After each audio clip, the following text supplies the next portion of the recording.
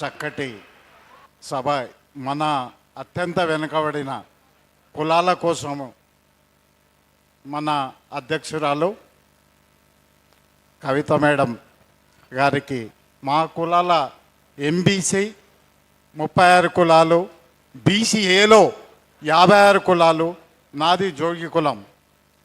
ఈ యొక్క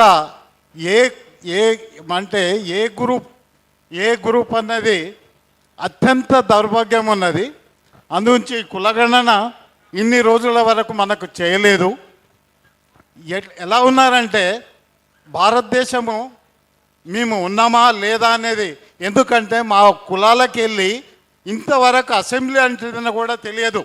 ఒకటి చిన్న విన్నపం మేడంకి, ఈరోజు నేను సీఎంగా చూడాలని, ఎందుకంటే ఎన్ని రోజుల నుంచి మా కులాలని, అట్టడుగు కులాలని ఈ స్టేజ్ మీద కూర్చున్నబెట్టే ఘనత మేడంకే దక్కుతుందని నేను ఘంటాపథంగా చెప్తున్నాను. ఇదే విధంగా ఈరోజు నామినేటెడ్ పోస్టులు ఏదన్నా ఇచ్చారా ఈ కులాలకి? మీకు అవకాశం ఉంది, నామినేటెడ్ పోస్ట్ కూడా ఇవ్వండి.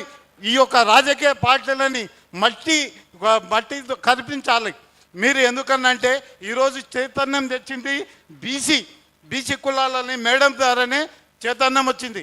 ఈరోజు జనరల్ సీట్లకు కూడా, సర్పంచ్లకు కూడా పోటీ చేపించే అవేర్నెస్ తెచ్చాం.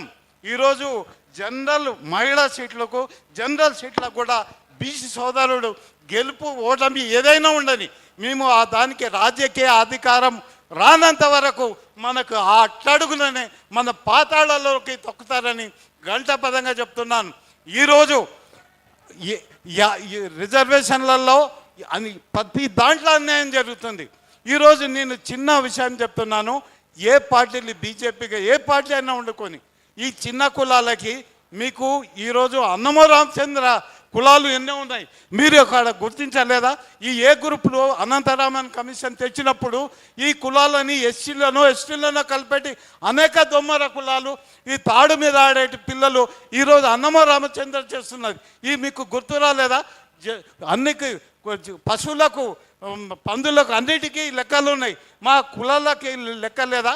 మీకు కాలాపన చేయడమే. ఈరోజు ఒక చిన్న ఎగ్జాంపుల్ చెప్తున్నాను. ఈరోజు ఈ చిన్న కులాల కోసము కేంద్ర ప్రభుత్వం ఒక ప్రవేశపెట్టింది. ఏం పెట్టిందంటే సీడ్ ప్రోగ్రాము. అసలు ఇక్కడ ఈ కులాలకి రెండిటికి జెండర్ రేవడి ఉంది.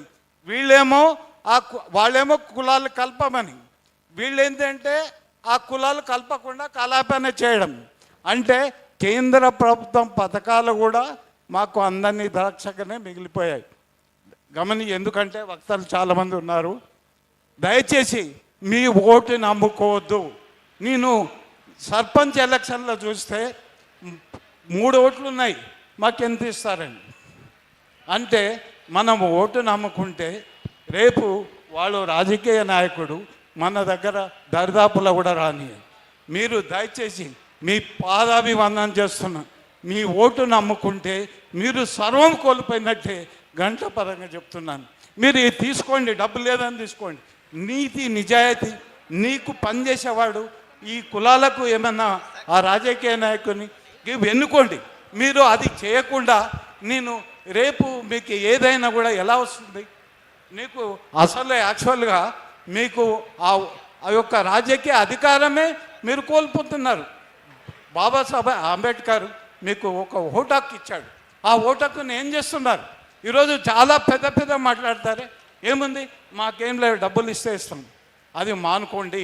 మీరు అది ఏమన్నా చేయండి. మీరు ఓటు అమ్ముకుంటే మీరు సర్వం కోల్పోయినట్టే.